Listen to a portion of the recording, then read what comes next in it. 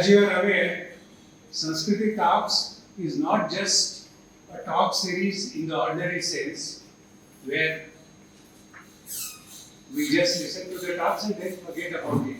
The talk per se may be very good, but then here we have not a hidden but an open agenda which we mean to follow after the talks. And what happens after the talks is really what concerns us and is of more importance to us. Here, the program is not a one-way street, it is participatory, and therefore we have allocated a lot of time for interaction, view sharing, and comments by the distinguished members of the audience on the theme and on the topic being discussed. So that way it is really participatory and not just a one-way street. Secondly, all the talks that are conducted have a bearing on the interaction between culture and public policy. Though the public policy element of that is not very clear situations to see whether they can generate any points which can form the basis of research and refinement of our public policy in the light of our culture. So there are various ways. You may communicate it to us through email, just give a write-up, write a blog, in numerous ways. Please do that. In spite of all of this, if there is some difficulty faced in just knowing the way of doing it, we are also thinking of forming a committee of the people associated with Samskruthi Foundation who work in the area of public policy to sort of conduct a session on how one can do that effectively. In fact, we had planned for that for this very session, but because of some net problem, we could not do it. Hopefully, from the next session onwards, we will have some interaction with the public policy personnel, so that we can, so the way of doing this work of linking public policy to culture, that may become more clear. Hitherto, all the talks that we have conducted have a strong culture element, but the public policy part of it was not very evident, hitherto. So we want to make that element also stronger, and therefore that program will help us doing that. One thing that might have made this difficult is the fact that for about 1 millennia, the state, the rule of the state, the law, that was divorced from the culture, because we are ruled by foreigners and alien people, and therefore they may not have had respect for our own ways, and therefore the culture and the private lives of people, or the social lives of small communities and the state too, there might have been some discord between the two, and that has also caused some deviation from the public policy as it exists today and our way of life, which is based on our culture. So all these problems need to be sorted out, these aberrations need to be removed, and to become a nation which can take pride in its own culture, the culture must itself get expressed to its public policy. I would now like to introduce the speaker of today's talk, Major General Dr. M.N.Gopinathan Nair. He is a diploma in child health and FIAP Fellow of Indian Association of Paediatricians. He was born. He was born in Asamanur village of Ernakulam district in Kerala. He is an alumnus of Armed Forces Medical College, Pune. He carries experience of over 5 decades in specialty medicine, academics and administration. Headed the departments in Armed Forces Medical College, Army Hospital Research and Referral, New Delhi, and Pondicherry Institute of Medical Sciences. He commanded multi-speciality tertiary care teaching hospitals of the Armed Forces at Secunderabad and Kolkata. He retired as Major General Medical from Headquarters Eastern Command in 2009. He was a member of National Executive Council of Indian Academy of Paediatrics and was awarded the prestigious fellowship by the Indian Academy of Paediatrics for exemplary contribution to pediatrics in 2004. From 2013 to 22, he worked for Rajagiri Hospital in the capacity of medical director. As medical director as Sri Valsam Institute of Medical Sciences in Edappal, Kerala till February 2024. He has many more achievements and distinctions, but I think this is a good, quite a good introduction for Major General Sir, and I now request Major General Dr. Gopinathan Nair to kindly come to the dais and deliver his lecture. Meanwhile, there is a slight hitch in the projection system that we are facing, so the speech has been forwarded to all our guests through their WhatsApp.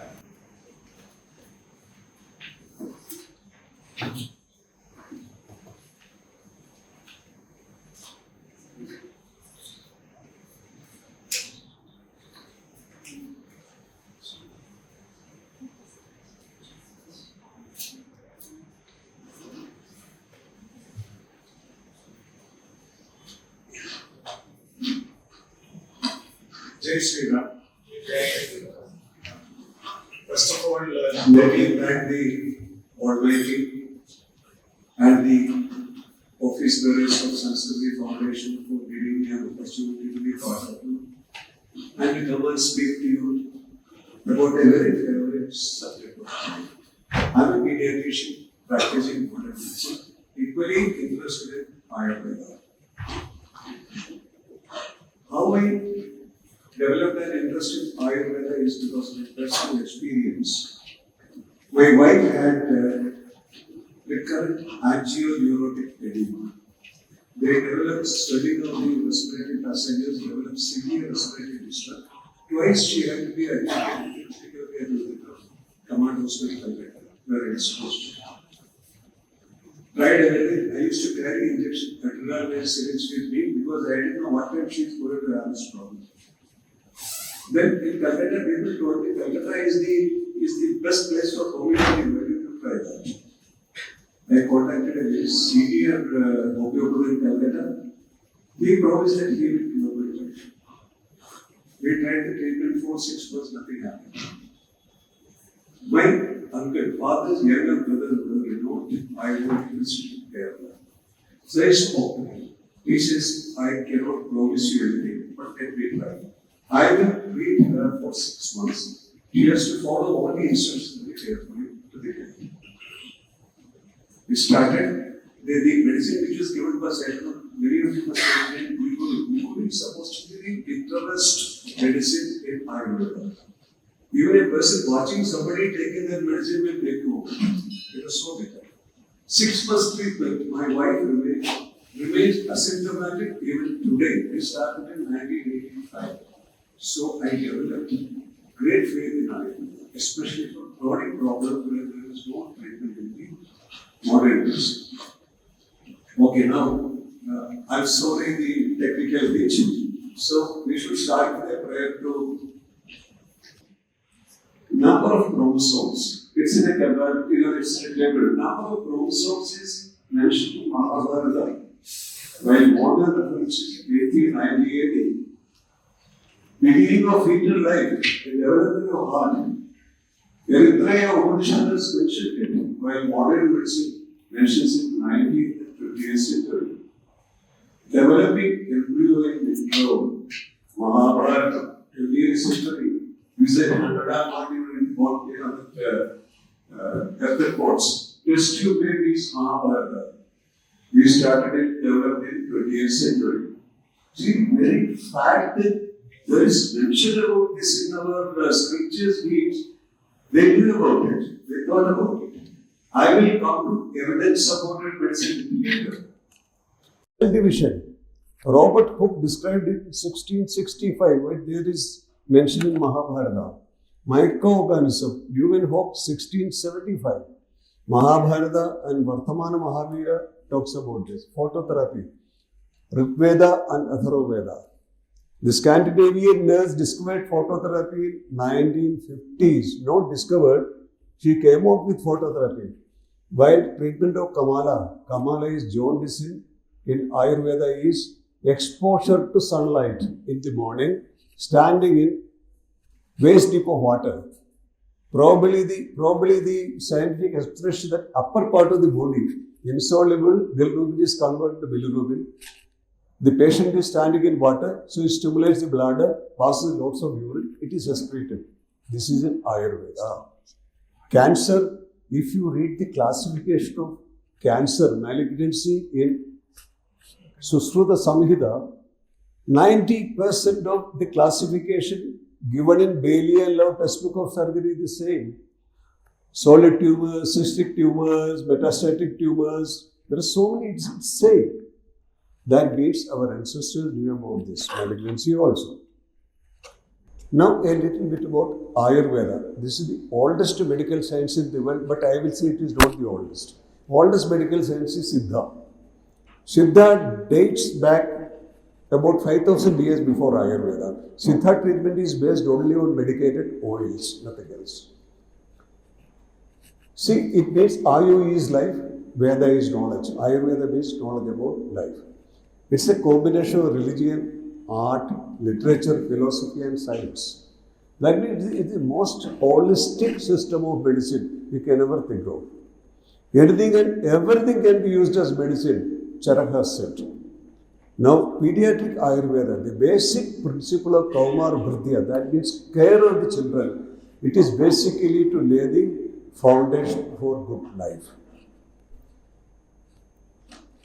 Now, these are the few books available, not in full, Atharvaveda, Sushruta Samhita, because all the day the teaching was Gurukula style.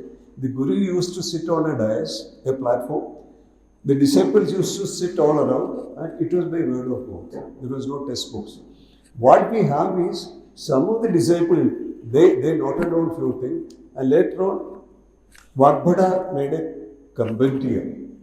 That is what is available today. Kashyapa Samhita, the first treatise of pediatrics, is available almost in full shape, not even complete. We'll come to that later. Now, little bit of introduction about the basics of Ayurveda. I'm sure most of you know about it. Pardon me for going through it again and again. There are 5 elements of Panchabhutas: air, fire, water, ether, earth. We call it Vayu, Agni, Jal, Akash and Prithvi. Life and every being is made of that, every structure. Everything in the universe is made of five elements in varying proportions. Now there are 3 doshas, Tridoshas. They are derived from the 5 elements. They are biological energies. We call them Vata, Pitta and Kapha. They are also known as mind-body types. They express unique blends of physical, emotional, mental characteristics. Absolute health, physical and mental, is where all these 3 doshas are in an excellent equilibrium. Any disturbance in the equilibrium will give rise to disease, as per Ayurveda. And this balance is dynamic. It keeps on changing every day. Now, Vata, at least in down south, Kerala and Tamil Nadu, Vata, they mean it is something to do with rheumatism, joint and muscle. But Vata is the controlling authority. Vata in modern medicine equivalent to your central nervous system. So any disequilibrium in central nervous system, see they say if the light doesn't, if the bulb doesn't function, you can change the bulb. But if the main switch doesn't work. So Vata is the main switch or the source of power which controls everything. Pitta is metabolism and nutrition. It is primarily characterized by body heat. So Vata is the central controlling thing, Pitta is nutrition and Kapha is the building material. It's the physical form and structure, weight, growth, lubrication for joints, formation of all the 7 tissues, fluids, blood, fat, muscles, bone, marrow and reproductive tissue. This is Kapha. So you have a central controlling mechanism that is Vata. You have nutrition and metabolism that is Pitta. In down south, Pitta means jaundice. That's not correct. And Kapha is building. Now the treatment modalities like Chikitsa. Now you will be surprised when you go through the classification. You will find the same thing in modern medicine also. Now Shalakya is surgery. First we will mention surgery. Shalakya, this is from Sushruta Samhita. Shalakya means Urthvanga, that means head, neck and ENT. So Sushruta has classified surgery as head, neck and ENT. Then Shalya Chikitsa is surgery. Again, Aharya is extracting solid bodies, Vedya is excision, Ishya is probing, Lekhya is scarification, Vedya is puncturing, Visravi is extracting fluid, and Sivya is suturing. So all these are present in the modern medicine also. They are following the same thing. This was there in Susmita's time. We come to medicine. Kaya Chikitsa is internal medicine. In modern medicine, it is internal medicine. We call it Kaya Chikitsa. Graha Chikitsa is psychiatry. So we have internal medicine and psychiatry. This is mentioned by Charaka, Sushruta and Vagbhada in Ashtanga. Visha Chikitsa is toxicology. You will find it in our Sanhitas. Jara Chikitsa or Rasayan Tantra is geriatrics. Vajigara Chikitsa, eugenics and aphrodisiacs. And Bala Chikitsa or Kaumar Bhritya is pediatric. So our ancient system of medicine has classified the type of treatment in the same way which is being followed in modern medicine. You will find head and neck, you will find psychiatry, you will find geriatrics, you will find nutrition, you will find pediatrics, everything you will find. So they are the same.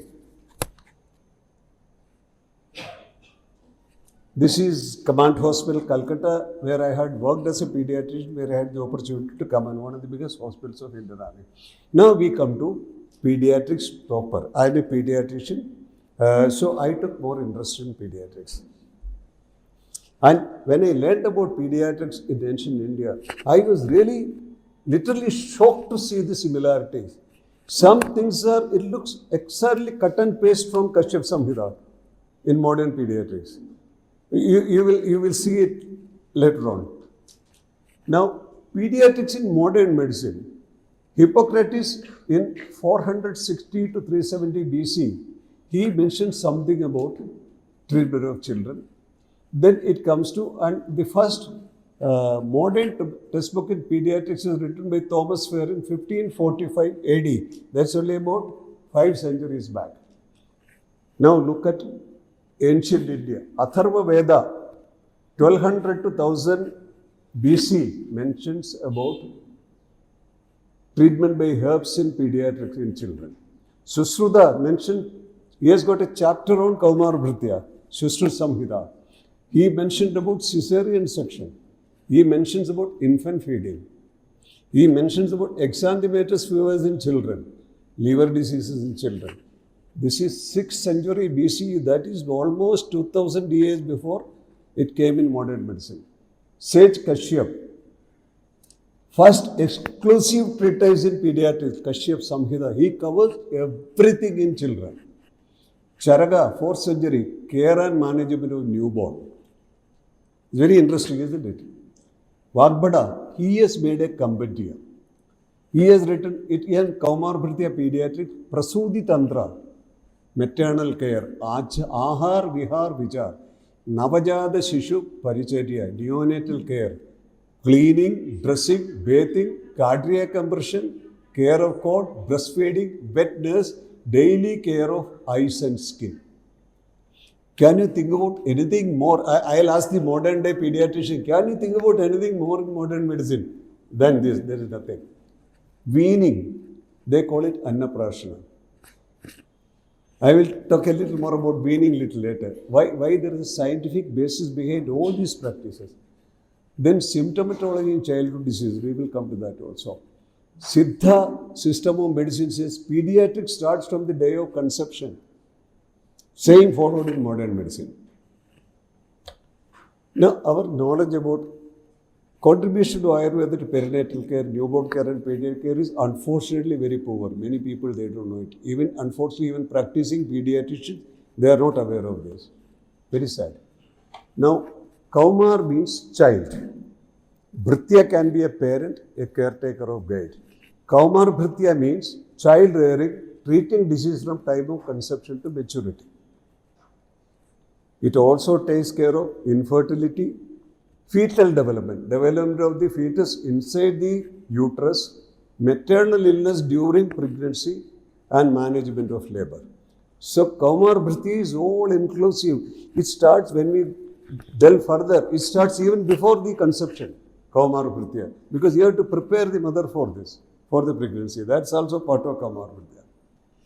Now, classification for children, very, very interesting. You just go through the slide, it is same.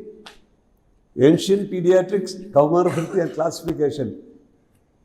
Garbhavastha is conception to birth. In modern medicine, we call it antenatal period. Balyavastha is syrup, birth to 1 year. In modern medicine, we call it infancy. See, the period is the same. Only thing is the names are different. Kaumar Avastha, that means pediatric age is 1 to 16 years. In modern medicine also, pediatric age is 1 to 16 years. I don't know whether modern medicine has copied it from ancient India. Most probably they have. Shirant, 2 to 4 years. It is equivalent to preschool period. Preschool age. When you go into detail, you will find the problems of all these age groups are different and the management is different. Annat is 4 to 16 years. After preschool till this thing. Jatamatra is baby still attached to the cord. Early neonate. We call it early neonate, first day. Satojati is birth to 28 days. In modern pediatrics, we call it neonatal period. Up to 28 days. Balak is up to 5 years. Very important in modern medicine, especially in pediatric age group. Social pediatrics, we call them under 5s. We have under 5 clinics and various schemes aimed at the health of under 5.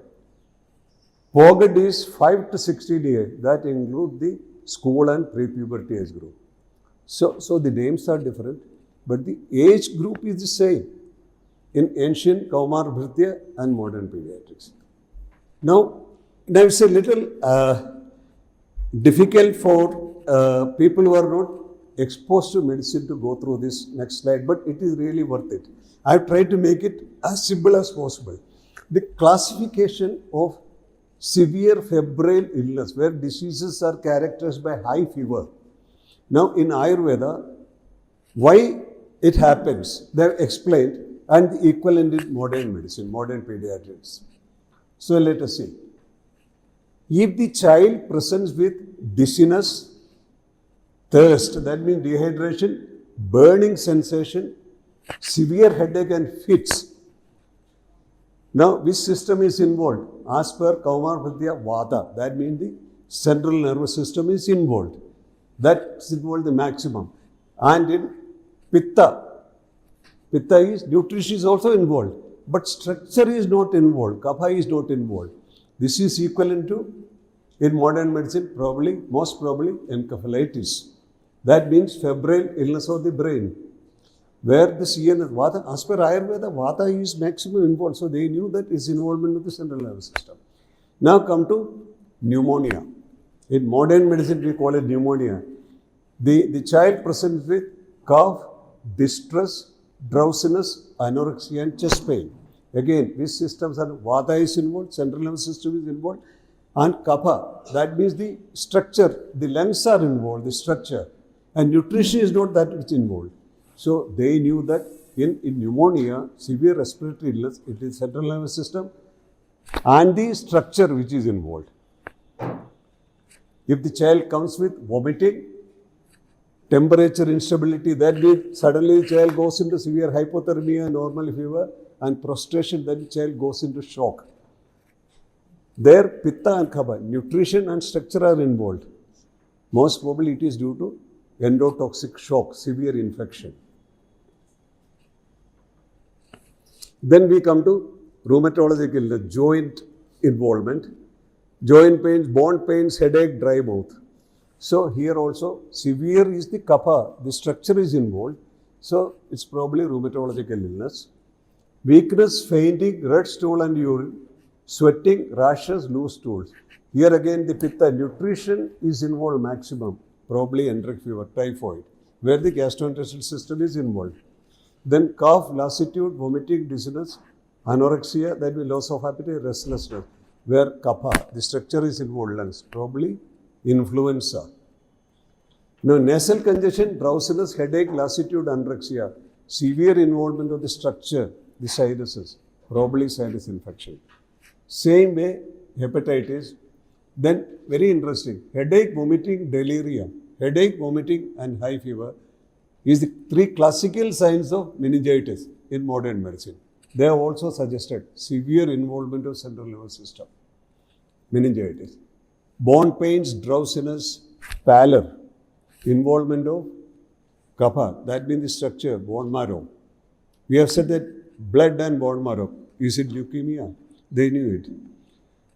Now this is Pondicherry Institute of Medical Science, where my interest in our heritage increased suddenly because I started taking part in their talks. Morning we had a free for all, where most of the talks were about Bible. So I started talking to them about Bhagavad Gita and our literature. Just to. Now, example of similarities. Now, this is something which really shook me up when I read this. Now, let us talk about fetal development, antenatal, natal and postnatal. That is, care of the pregnant lady, care of the delivery and after the delivery. Congenital anomalies. That means any abnormality in the structure which is inherited. Modern medicine and Sage Kashyap, they follow the same protocol, same causative factors, same management, same protocol. It looks like it's a cut paste actually. Now, our forefathers say that children are the wealth of the nation. Healthy progeny is called Supraja. It is to Produce a Supraja is the holy duty of all the married couple, as per our heritage. Now, what are the preconception preparation? That means how the parents should be prepared. What you need is a healthy seed and a very fertile soil. So, healthy parents, good conduct. Healthy seed, sperm and ovum. Healthy mother, healthy soil, uterus. No consanguinity. Very, very important. All these are given in Kashyapa Samhita. It is mentioned in Sushruta Samhita. It is mentioned in Charaka Samhita. It is mentioned in all modern textbooks of obstetrics, gynecology and pediatrics. Now, antenatal care. Now, structured management of pregnancy has been advised by all our sages, whether he was a surgeon or a physician or a pediatrician. And what does it include? The doctors will agree with me. Diet, very important. No substance abuse, again very important. Avoid injuries, avoid trauma. Structured activity, slowly, one should not lay quiet. They should have structured activity. Clothing, loose clothing, yoga, traditional medication, wholesome regimen, and a healthy mind. It is the same thing which is taught to in modern medicine also. Obstetricians tell them all these things. Now, intranatal care, observe hygiene, infection control, very, very important. Encourage bearing down. That means the lady has to push the baby down. This is given in by our sages also, plus modern books of obstetrics and gynecology. Now, neonatal care. Anybody who has practiced neonatal care, they will agree with me, they practice same even today. Vulva parimarjana, that is cleaning and drying the baby. Don't you do it? You do it even now, isn't it? First thing, when you receive the baby, clean the baby, receive in a warm cloth, wrap in a warm cloth so that the baby doesn't go into hypothermia. Prana pratyagamana, cleaning of the mouth. And again, very important, the cleaning of the mouth is very important. We always say, M comes before N.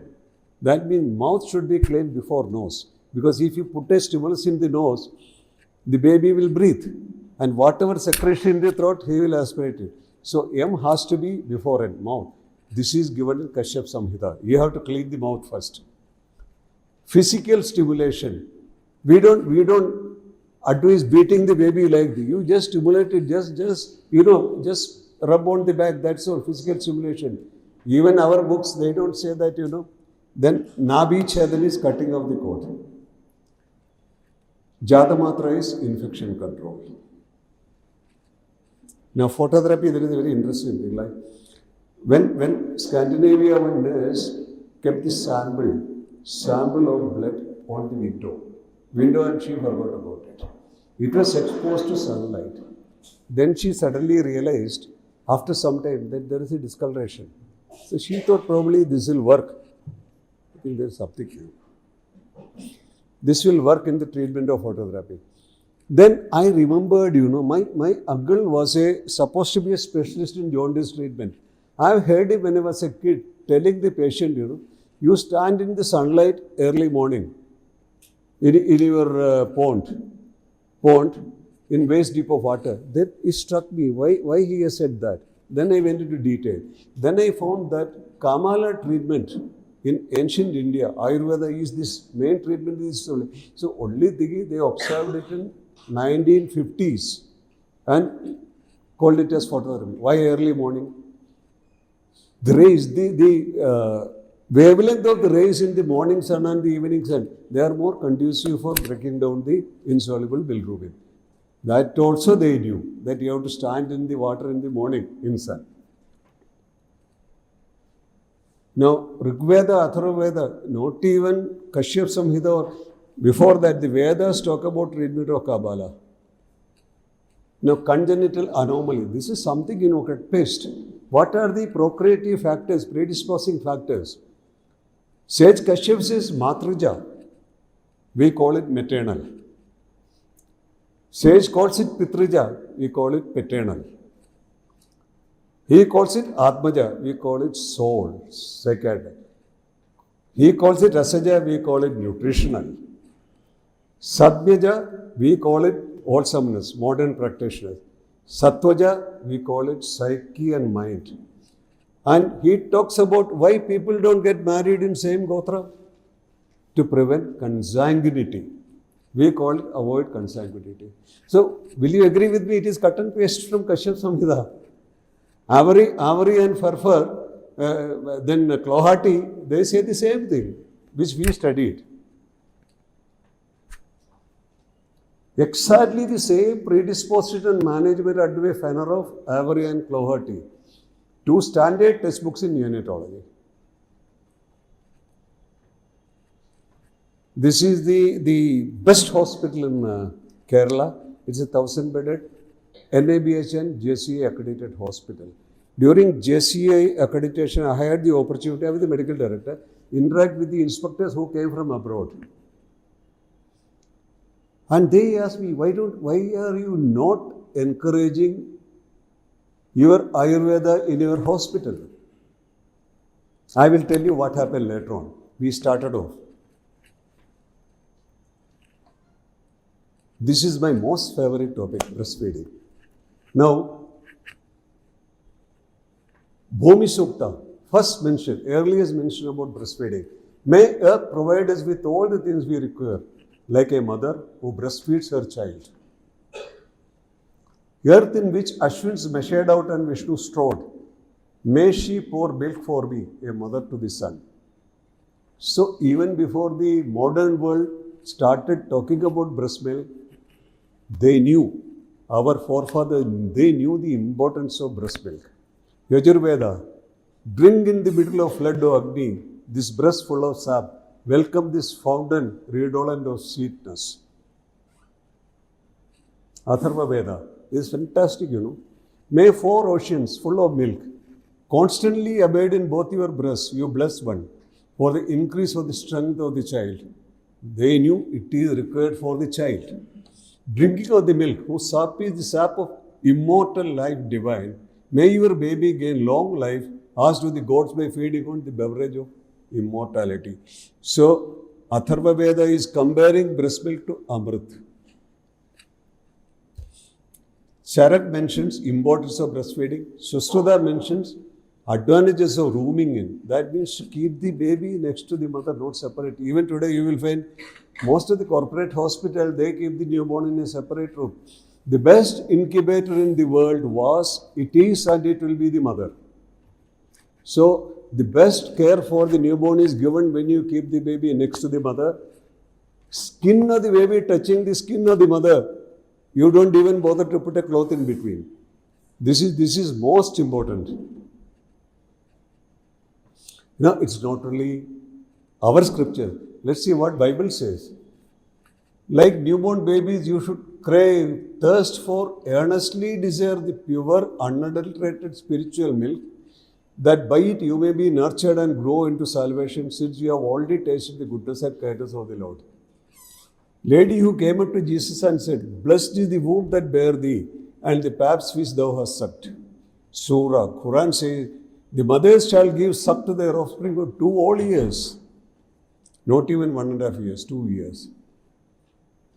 Now, a spiritual tinge is added to certain practices to ensure compliance.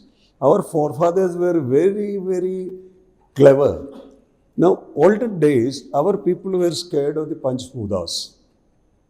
They were scared of the Almighty. So, to ensure that they follow a good scientific practice, they introduced a little bit of spirituality and fear into it. One classic example is what I told you is the Annaprasana feeding.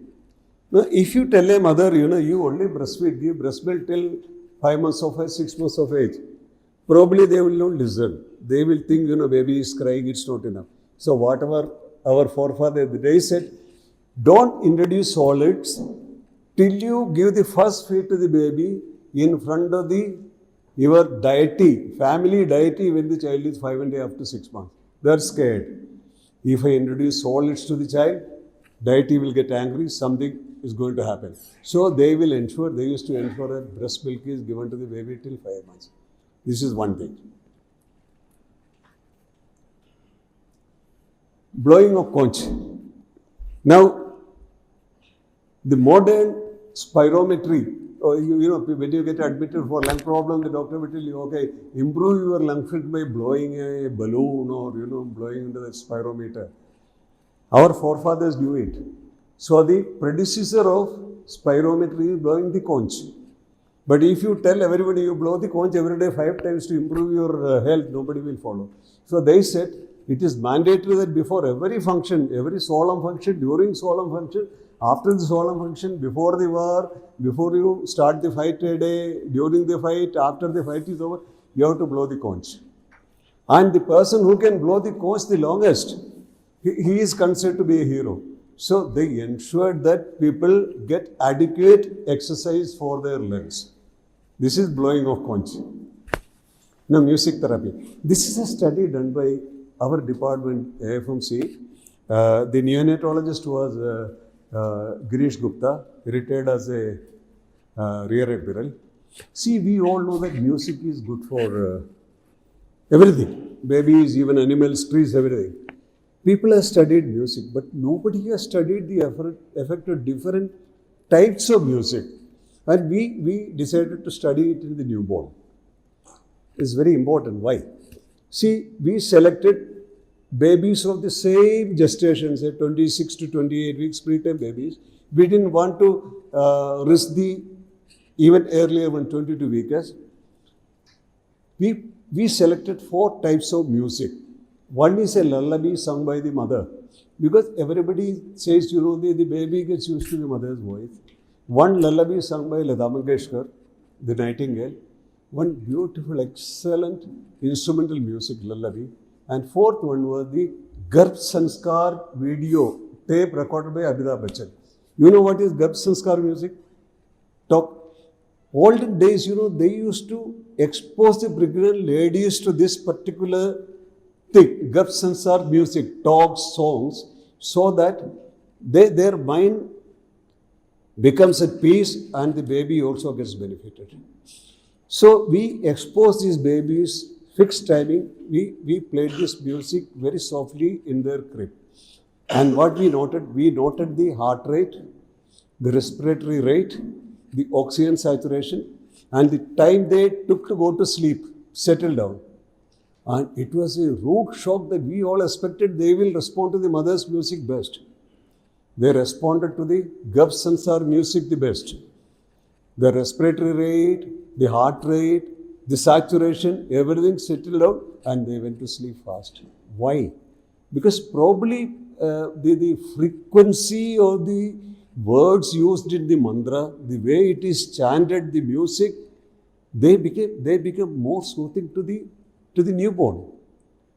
That may be the reason why our forefathers insisted that all the pregnant ladies should be exposed to this particular line of management.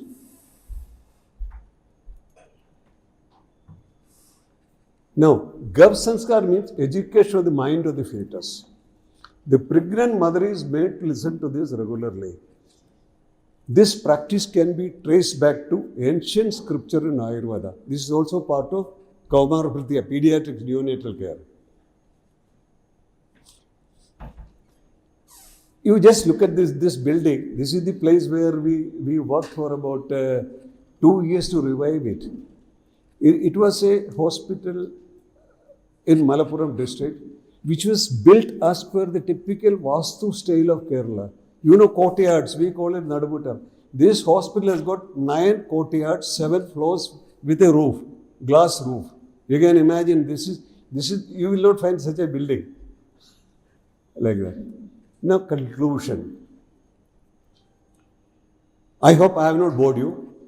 Now, India's ancient system of medicine, Ayurveda, is attracting renewed attention and followers. Unfortunately, the attention and follow is being given by foreigners. You go to any resort in Kerala, any Ayurvedic treatment home in Kerala, 90% of the clientele are from abroad. Now our people have started going. Very few are aware of the contribution of Ayurveda in pediatrics.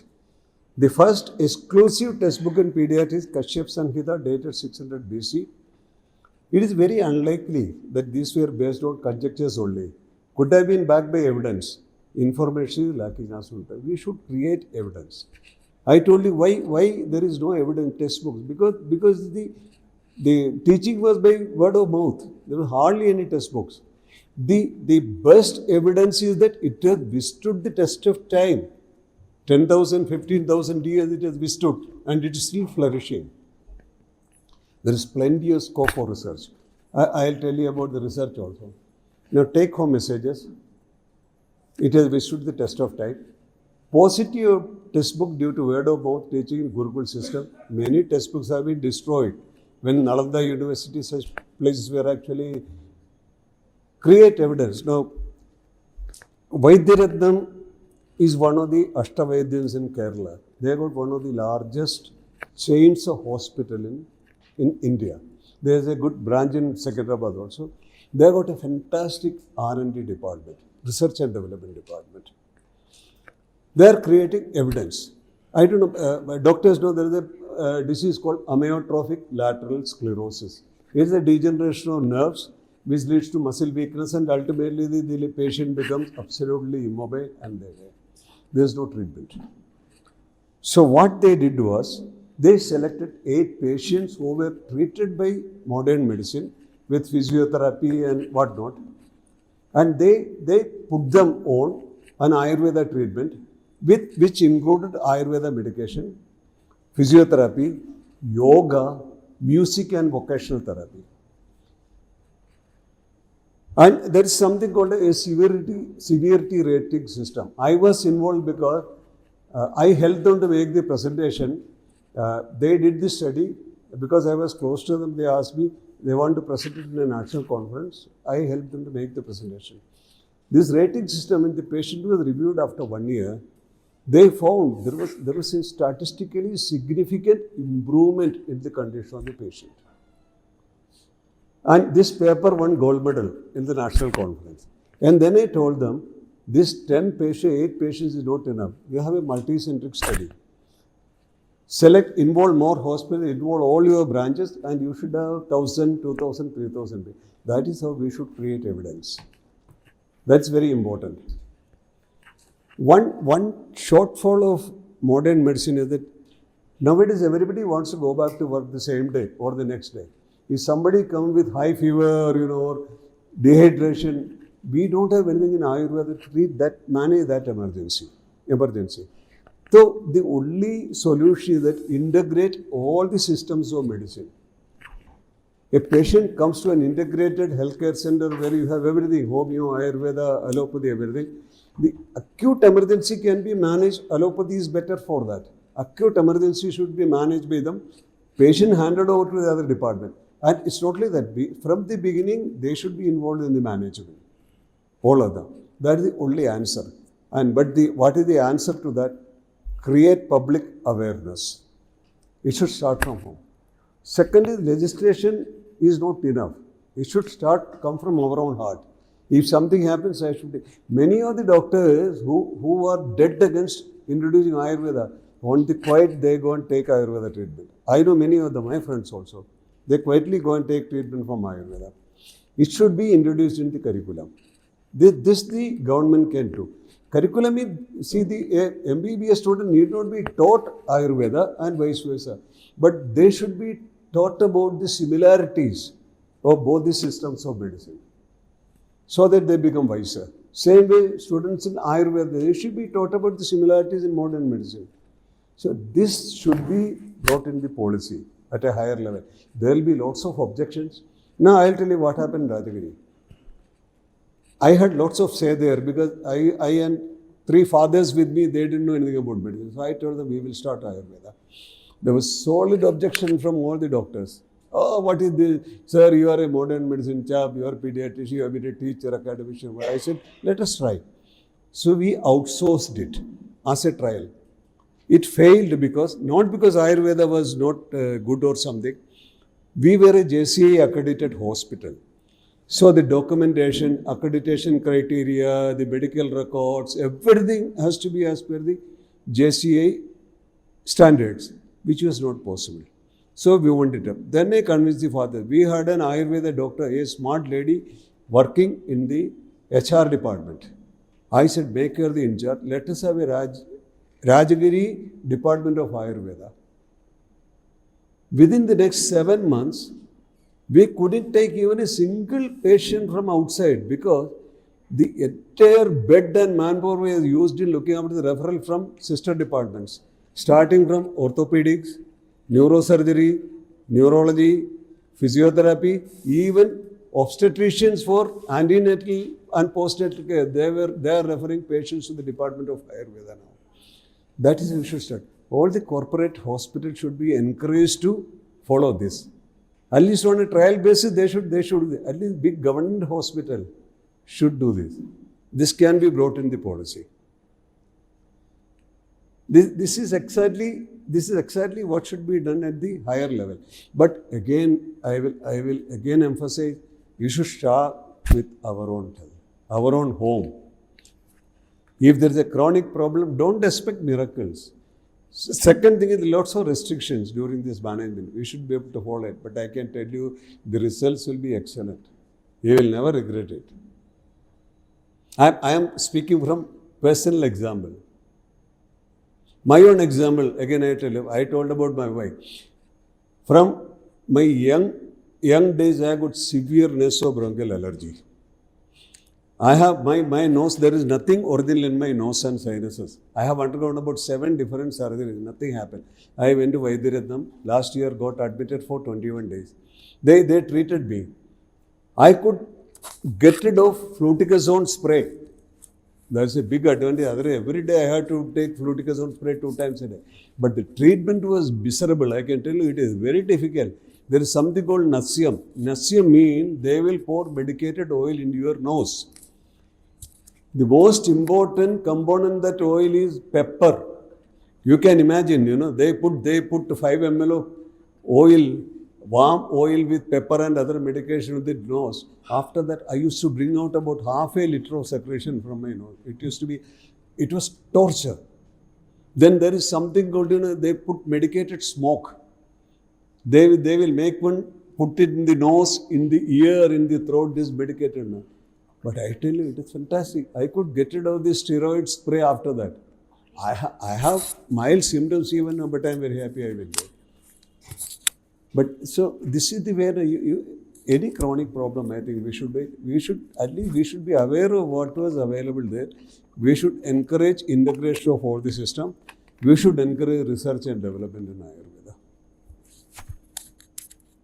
This is very, very important. That's the only way out. Unfortunately, fortunately, this effort is coming only from abroad. Any query? I'm willing to answer. I'm sorry once again because of the that technical problem we couldn't project it, but they were very good. They sent it to you a WhatsApp. Can you please speak about the modern food habits and dietary conditions that we have prevalent in our society? Basically, milk and products. They are not as good as in the olden days. So this has got a great effect on respiratory aspects, allergic symptoms, and management of mother's health. Can you please speak on this, how to manage by the mothers? I have a very good presentation. Can you send that also? Goat's Pharmacy. There's a presentation of Goat's Pharmacy in my laptop. If you can send it to them, I can talk about that also. Now let's start with, before the type of food, let us go to our food habit. When do we work maximum? It is during the morning hours. When we work the least, during night hours. So our forefathers have recommended we should have a wholesome breakfast, a light lunch, and a very light dinner. But what is happening now? Most of the people who diet, they miss their breakfast. I think you will all agree with me, especially the Generation Z. They miss their breakfast. They have something in between to eat. They come back and hog something in the night. So our entire You can say the biological cycle of our body and the digestive system, which we are supposed to maintain, that is gone for a 6 with this eating habits. Now they all, nowadays there is another craze, I don't know. See, when a new thing comes, the normal reaction is, the graph goes like this.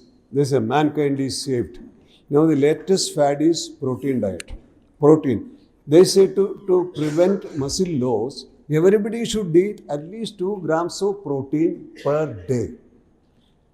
Like I am 77 years old, I am 72 kilos, weight heavy. So I am supposed to eat 140 grams of protein. 140 grams of protein comes to around 6 grams of protein in one neck average. So you can imagine 114 around, I'll have to eat around 20, 30 eggs every day. As per the new thing. People are eating that also. I've seen people eating that. It's definitely bad. Then what will happen? After some time, some bad effects will be reported. Then the graph will come down. It's a poison. Don't take even a gram of protein. Then everybody will stop taking it. Then after a long time, it will come back, in selected people, depending upon their activity.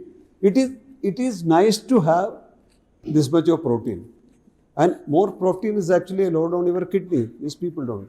See, in one way, we should have a mixed diet. From time immemorial, we have been saying that 40-20-20. 40% of the calories should come from, 60-20-20. 60% of calories should come from carbohydrate, 20% of protein, 20% from fat. That is a very good combination. Now, if somebody wants to build muscle, he should definitely take more protein. But the problem is a person who build muscle mass like that, the moment he stops taking it or stops exercising, the same thing will happen. What happened to the great Pahalwan Gama? The day he stopped wrestling, he became absolutely skinman mode overnight. He developed all sorts of diseases. He was undefeated wrestling champion of the world. And those days he was not taking steroids. He was only taking meat, milk and milk. So this thing will happen. So we should have a balanced diet, and we should eat properly. Preferably what is cooked at home. What is cooked at the time it is normally taken, it should be socially acceptable.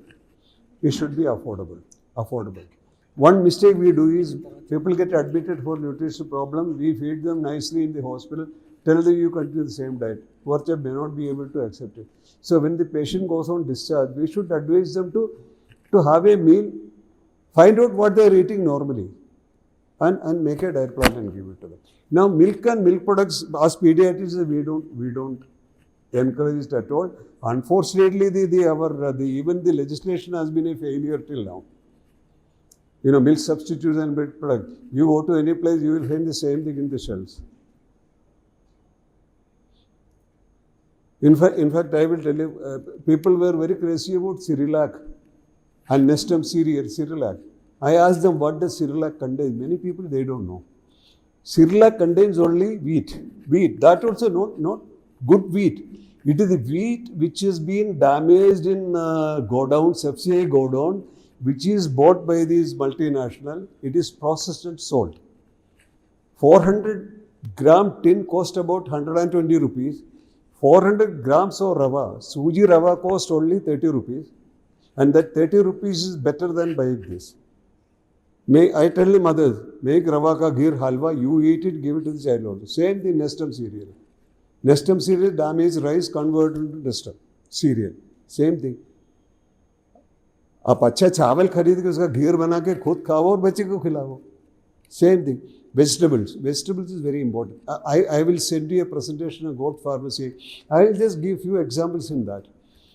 Now, when God created, first made water, then earth, dry earth, then it became wetter. He planted trees, then that evolution. He made certain food items which give excellent clue which organ it is going to support. For example, carrot. We all know carrot is a resource of vitamin A, which is essential for your vision. If you cut a carrot and it looks exactly like your eye retina.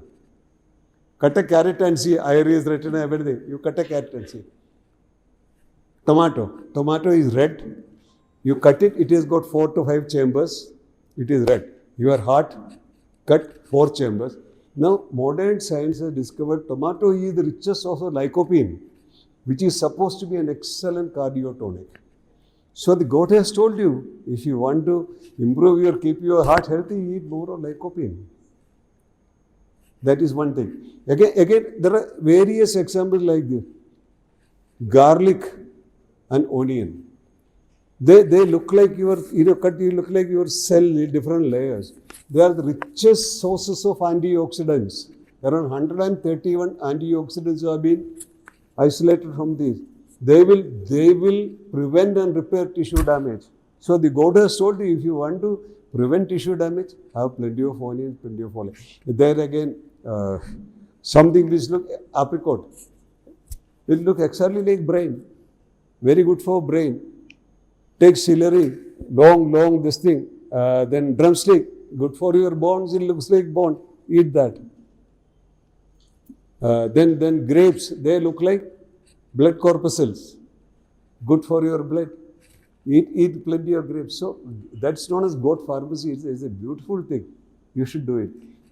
Then avocado. Avocado is excellent for health of uterus and ovary. And an avocado takes 9 months to ripe fruit. And a cut section of avocado is exactly like the section of a uterus. So there are so many things like that. Yeah. So first, many thanks for such a wonderful discourse for every one of us. I would like to learn little more about few of the narrations you have made. In today's world, we talk of like data is data. So the data generated for any specific purposes, they are not only providing the new information, but they also are the way making people convinced for those information to be adopted. So for example, take the one of the narration you have made that the music which has been listened by the child and mother together while before delivery or during the delivery time, after delivery time. So do we have the data showing the differences from the different conditions, and particularly when we have the few different kinds of the situations, and in those different kind of situation, even the same music is played, the impacts would be different or likely to be different. For example, I can tell you the publications which came out from the American Journal of Neurology. They talk of that they have generated a big amount of data. Those who sit every day at the ground, on the ground, and those who do not. So their neurological functioning found to be different. Those who are sitting every day at the ground, they found to be better, and that's how most of the now neurologists, they ask us to walk and all that. So again, we narrate with those examples. So can we have some information? Definitely, it's a very interesting thing. I'll tell you. My aim of the talk today was to see the modern medicine, whatever we are practicing, which I mentioned, it is all supported by data. We call it evidence-supported medicine. My idea was to tell you that what is supported by evidence, the modern medicine, this is already mentioned in our scriptures long time back. Unfortunately, we don't have evidence based on what they made this observation. Now, I'll tell you one example about skin-to-skin contact. Correct me if I am wrong. It was a South American country, I don't know, it's Colombia, where lots of newborns were dying because of lack of facilities, infrastructure. They didn't have hospital, they didn't have newborn unit, they didn't have incubator. So two doctors, one was a pediatrician, one was probably somebody, anesthesia. They decided to use the mother as the incubator. So they started roaming in the newborn babies with the mother. And they produced data that the survey will improve dramatically. And that technique came to be known as kangaroo mother care. Because kangaroo, they keep the newborn in that pouch. It's known as kangaroo mother care. And skin to skin contact is very important. They proved that mother is the best incubator. In the same way, you take phototherapy. Lots of evidence from modern medicine. But the very fact that Ayurveda mentions that as a treatment modality for jaundice, that means they knew about it. Now, take other thing. We have mentioned, all of you, we talk about Agneya Astra, which will burn everything. Same as laser. Now we are talking about laser, which will burn even satellites, rockets, everything. Laser. So the very fact that they thought about that, Agneya Astra. Now recently I read a very interesting thing about Annamalai. He is in the news now. He was talking about dark energy. Einstein has mentioned that 60 to 70, even more of the cosmic energy component is formed by dark energy. Dark energy. Now he says Bharatiya and other people, they have mentioned about this centuries back about Parashakti, that is the energy, which controls the entire cosmic energy. He says Einstein, this chap took only a century back to discover the same thing, which our ancestors have said long time back. There is something called Parashakti, which is the energy controlling everything. The ultimate energy is Parashakti. So these things are very interesting if you read. So we have to create data. That's what I said, Vaidyaratnam, they have started the job, but we should have more data, like compare the Ayurveda modality of treatment with the treatment in modern medicine. See, the very fact that orthopedicians, neurosurgeons, obstetricians are referring patients to Ayurveda for treatment, that means they are convinced about the utility. Only thing is they have to record it properly. Unfortunately, in India, the record keeping is very poor. Very poor. To give an example, there is something called fetal origin of fatal diseases. Doctors will know about it. Like hypertension, diabetes, the origin starts from the newborn when the baby is inside. How did it come out? In UK, one nurse, she started maintaining record of all the pregnant ladies, their health condition. Then she followed up their children for next 20 years, 25 years.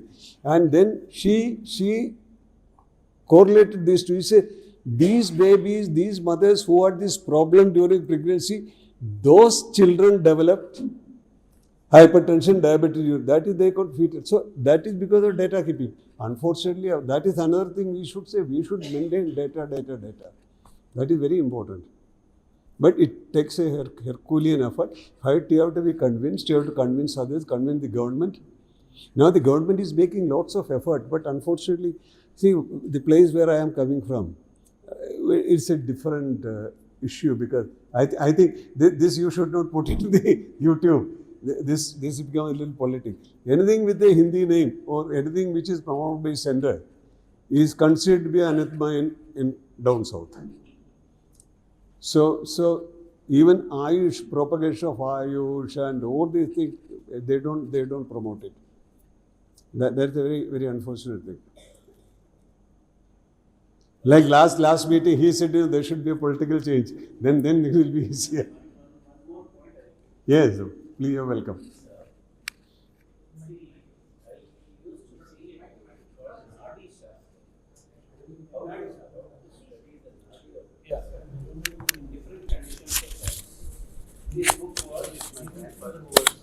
Staunch Ayurvedic doctor, studied in Sanskrit, that subject, he practiced it throughout his life.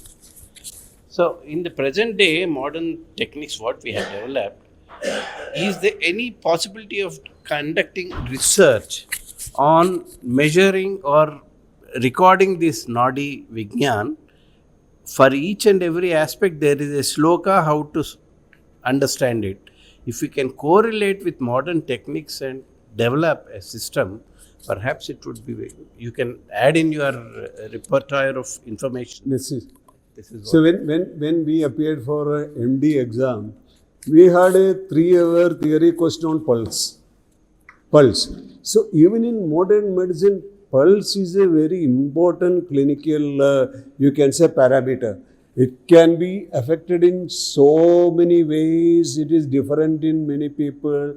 So it's a great thing. So maybe same thing.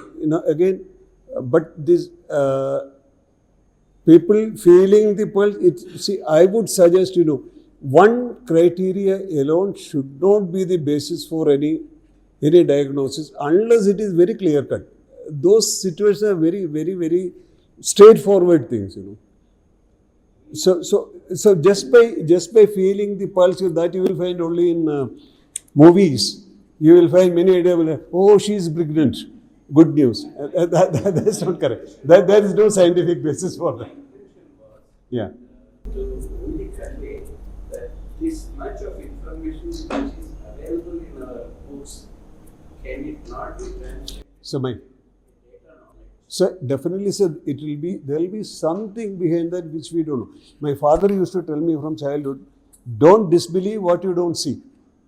It may be there. So there may be there. I think it will be worth contacting such people and trying to get the reason for that. See, the very fact that, there is another thing also. So when you go to a doctor or somebody who practices this, the people who benefit, they will come and talk very high about him.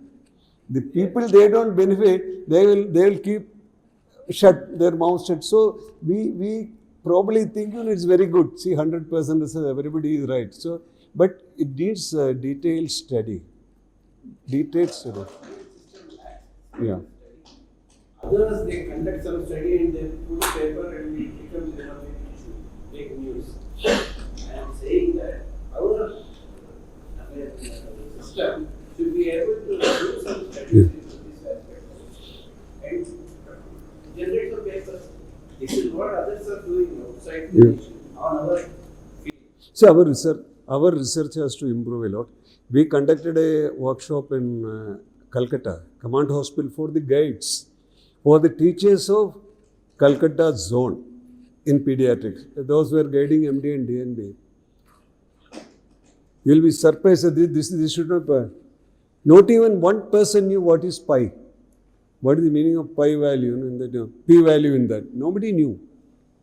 Then we asked the students, how do you manage? We see the teacher only thrice. Once when we go and select the topic for thesis, they tell us you go to the library, select a topic which is 6 years old from the library, and then second day we go is to get it signed. They don't even read it, they sign it. And next is when we get the signature for the examination form. So first of all, we should have good teachers, people who are interested in research, good research institutions. Now to, like Cochrane database, to qualify, that is supposed to be the final authority even more than FDA. To get into that study, the institution has to qualify so stringent criteria. If 1,000 institutions try, only 2 will qualify for that. Once it comes in Cochrane database, this particular modality is effective, that becomes the authority. If they say it is not effective, that is left there only. So research has to be taken. But I don't know how many of you are interested in research, how many people want to spend on research. It needs lots of investment. So next Research question, and development. And after spending 2 million, probably nothing may come out. So people have to write on that. It's very, very sad actually. Yeah, that's very illuminating. Thank you for the talk. Talking of, the Nadi, which we have just been talking about, while I was working at the Indian Institute of Chemical Technology, I had a doctor, Dr. Ravi Shankar, I can name him. He's a cardiac specialist, done some very good work. Maybe when he came to us, he has done about 100 operations. But then, because of his grooming, he was fascinated by Ayurveda, like the way that you are. And then he was actually trying to get some. He was trying to get some sensors made for recording the nadis. Okay? So he came to us and then he said that he can actually feel about 64 different signatures of nadi from which you'll be able to predict or say that what disease he has, the person has. He can, as we have taken him round, and then he was able to identify someone who had a prostate attack, someone who had a cervical problem, someone has some other problems. So all these things he was able to do that. Okay. But then we failed to actually make a sensor for him, though I come from a sensor background. The simple reason is that we do not know the signature of the nadi. Okay. And we found it extremely difficult for him to give us what is the signature of the 64 nadis that he is able to do that. Okay. But then yes, there is science behind that, which unfortunately we are not able to do that. Okay. And this is a comment which I made. My query is not related. It's not related to Kaumar Bhritya. What we have observed is the R&D in science, the ancient science, okay, is dead for 1,000 years. So it was thriving before 1,000 years, and after 1,000 years it has become dead, mainly coinciding with the foreign invasion. Okay? The best metallurgy is lost, the astronomy is lost, mathematics is lost. Ayurvedic somehow survived. I don't know why, but it has survived. Okay?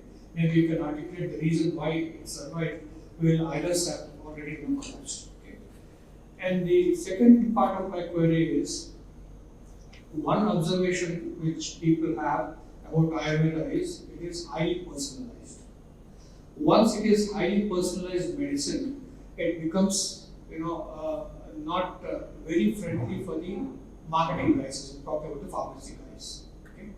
So while the pharmacy guys are very happy to come out with generic medicines and then make money, the medicine for Ayurveda takes a backseat because it is perceived to be highly personalized.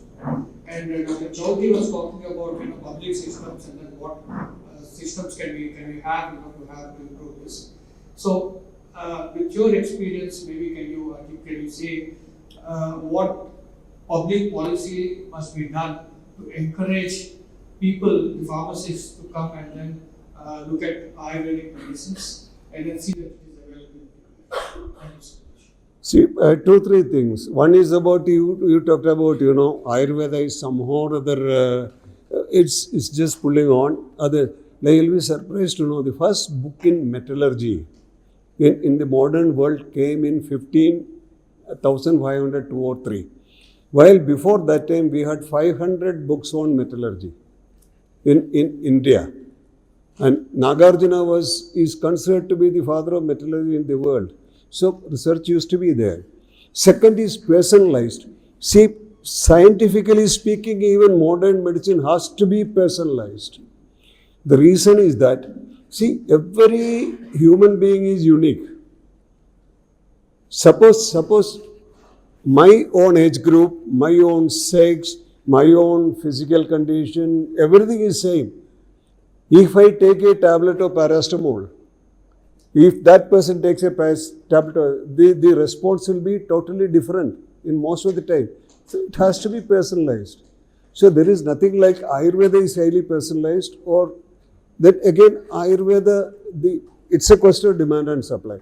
Why there is so much of research in allopathy, in modern medicine? Because there is a market. There is a market. They will be able to make money. Again it is a technique. Like why suddenly there is a hue and cry about bird flu? Suddenly after so many years. Because Tamiflu, people have got stock of billions of dollars of Tamiflu, they want to get rid of that. So whatever they have spent in research, and they will make up, they will build. But Ayurveda, there is nothing, no demand. So we have to create the demand. If all of us, the most important, you should have faith in the treatment, if you want to go. If all of us go and seek, again the issue is, it is very difficult to find a good Ayurveda physician. It is very difficult to find a good homeopathic, and nowadays it is very difficult to find a allopathy doctor also. It's a doctor. Now you go to any of these massage centers, Ayurveda massage, half of them, they don't know anything about Ayurveda. It is just physical massage, so it is very difficult. So we have to create awareness amongst public. We should go in search of good Ayurvedic doctors, encourage them, then automatically it will come, research will come.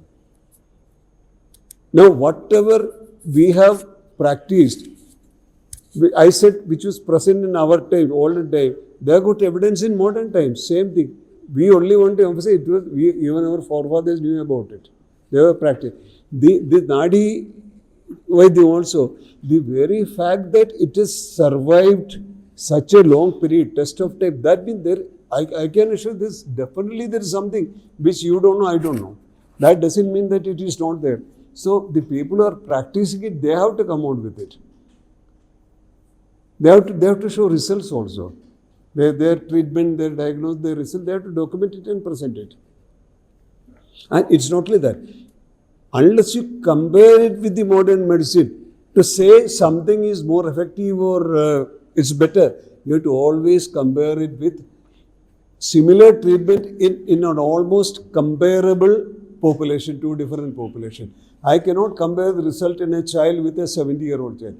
If I have to compare the result in a small child, it has to be with the result in another small child. More or less the same thing, matching.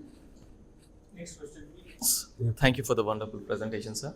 So my question is with regard to the public health policy.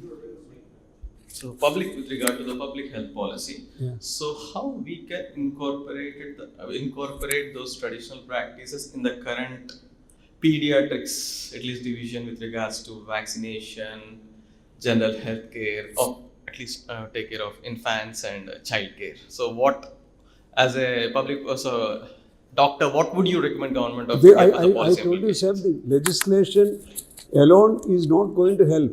We have to see, it has to be a concerted effort. There should be awareness in the population who should go for this treatment. There should be awareness in the other practice, other systems of medicine. I refer patients to Ayurveda. I refer my patients to homeopathy at times. Because I say, I cannot manage this. It needs a long-term management. There is a good treatment. I in fact refer some of the good Ayurveda doctors also. You go and meet him. And they are very happy. They go there and they get cured and they come back. So it has to be a concerted effort. There is a tradition in that pregnant women are not allowed to some occasions like a marriage or doing some sort of puja or something like that, because it is not good to hear those mantras for pregnant women. Have you ever heard of it, and is there any scientific basis for that? No, regarding? Huh? It's not clear. Can you use this? Sir, the question is that in Andhra Pradesh there is practices where pregnant women are not allowed to undergo certain or hear certain mantras and religious practices. Is that right, sir? I can talk about Garb Sanskar music, Gen Sanskar, that is proved, it is to be practiced. Others, I am not aware of what is happening. The other question is, if the mother is suffering from some stress or something like that, a particular kind of stress, what are the chances that the child born will also develop such kind of stress in the later life? See, like nowadays, olden days it used to be only from the family tree. We chart a family tree and we see what are the rate of recurrence in various conditions. But now we have got molecular analysis. You can analyze the DNA and find out if one child is affected. We can see the probability of recurrence. If the mother is affected, then there are certain things where the mother will manifest. Mother will not manifest, will pass it on to the sons. Mother will not pass it on to the daughter. There are so many conditions like that. Olden days we used to have only, see our ancestors had no consanguinity. This is more common when people with blood relation, they get married and produce children. Because both these them will be carrying probably traits. Trait means they don't manifest, but they can pass it on to the next generation. When people with trait, two of them get married, they can pass it on to the next generation. So it is very difficult, so it is better to avoid that. Whenever there is a family history of any abnormality, it's always better to take help from a qualified, an expert in genetics who will chart a family tree. From that you can reasonably well make out. Otherwise, go for an analysis, DNA. Mental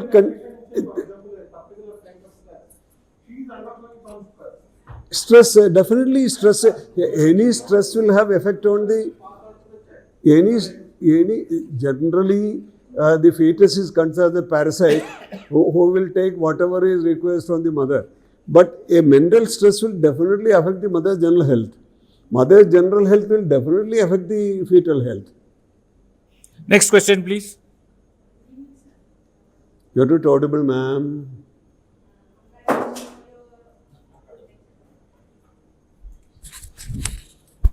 Good evening, sir. Am I audible, sir? Am I audible now? Yeah. You can come closer. I am with a hearing aid also. I have age-related high-frequency hearing loss. Yeah. I'm an allopathic doctor. I'm an anesthesiologist. Yeah. And I agree with you that we, to some extent, have been brought up by our grandmothers and mothers in the like Chakra Chaya of Ayurveda, right from the beginning, right from our birth and all. And we definitely do believe in the power of Ayurveda. And I also believe, like I agree with you when you said that a patient who comes in emergency should first be treated by an allopathic doctor and then referred to Ayurveda. But in my 25 or so years of practice in anesthesiology, I have realized that it is the other way around. People go to the Ayurvedic physician first for 3 years, 4 years, and then when they land up in an emergency, they come to an allopathic doctor for surgery. Yeah. So my question is, what about responsibility taking? Like for allopathic doctors, we are held responsible for everything. When an Ayurvedic patient goes wrong, what about that? Like, when is that going to come in India? Responsibility taking. How about including them in Consumer Protection Act? This is actually legal issue. Now this Consumer Protection Act in healthcare, it has become a big bugbear because there is a beautiful quote by the IMA president of Karnataka. I don't have. I think I have it with me in my mobile. How this came out, this was considered to be a very noble profession. But then they introduced tag, they introduced this thing, that thing. Ultimately, it was brought into a business, a trade license. It became a business and a trade. That is when this came. See, now it is a very this thing. Now, see, unfortunately, what is happening is this workplace violence has become very, very common because a patient who is brought to the hospital, even in a moribund condition, he is not supposed to deteriorate. He is not supposed to die. So suddenly there will be violence. See, you cannot put a scrambled egg back into a shell. That should be told. This needs public education, public awareness. Otherwise, see, we can do nothing. We can do nothing about it because it's all people. See, secondly, because of the social media, everybody has become very wise. WhatsApp University. So if you do something, they will say, the WhatsApp University not a replacement for experience. So it is a very, very difficult situation.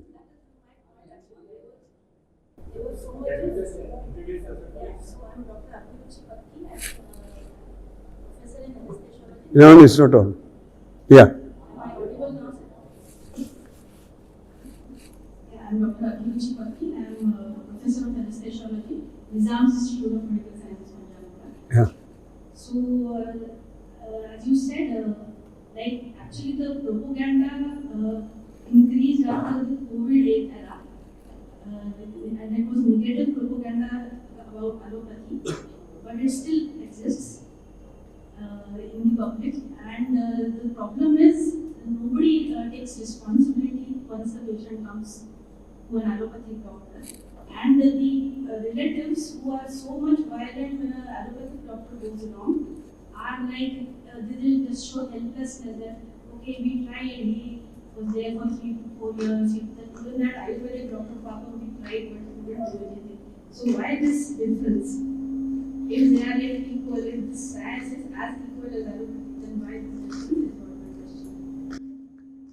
See, I can tell you one thing, I don't think I'll be able to answer, but one thing I can tell you, 99% of the problems arising like this are due to lack of communication. Communication, when the patient comes to you, the relative, they should be told in one certain. Again, I'll tell you an example. This happened in CMC Vellore. A patient underwent cholecystectomy, developed complication. And the relatives went to the court, lots of issues, and they said the consent was taken. So the relatives said, sir, when we took the patient, we were under severe mental stress. Though they told us many of these things, we couldn't probably grasp it properly. Fortunately for the doctor, in the consent form, he has drawn a picture of the abdomen with liver, gallbladder, he has put arrow, plus, tenderness and all those things. So the judge says, if with so much of explanation, if you did not follow it, it is not the doctor's fault. So what saved him was the diagram. So communication is very important. Now this thing, you have to make it. See, now there are various, nowadays, I will tell you about consent form. It's known as informed, you should start it. If you are going for NABH accreditation, JC accreditation, you have to have consent form. It is called informed consent. You know what are the part of informed consent? You have to tell them everything about the illness, modalities of treatment, what treatment you are advising, any alternatives, the consequences if they don't undergo the treatment, then it has to be signed by witnesses. Then you have to say it has been read to the patient in language which he or she understands. It has to be signed. So all these things has to be informed. That is for your safety. It is mandatory. If you don't have one in your hospital, go and start it tomorrow. You send me your email ID, I will send you a sample. It has to be there. I am surprised you don't have it if you don't have it.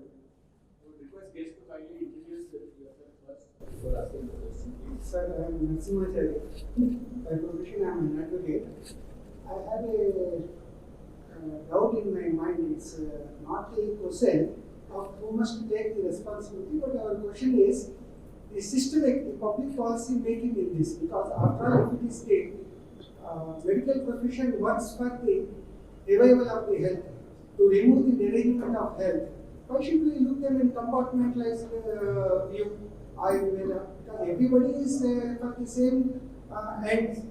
But Ayurveda, Unani and homeopathy, as you said, sir, Kapha, Vata, Pitta, there is a similar terminology for homeopathy also. Yeah. Sora, psychosis and syphilis like that. Because all those medicines are psychosomatic medicines.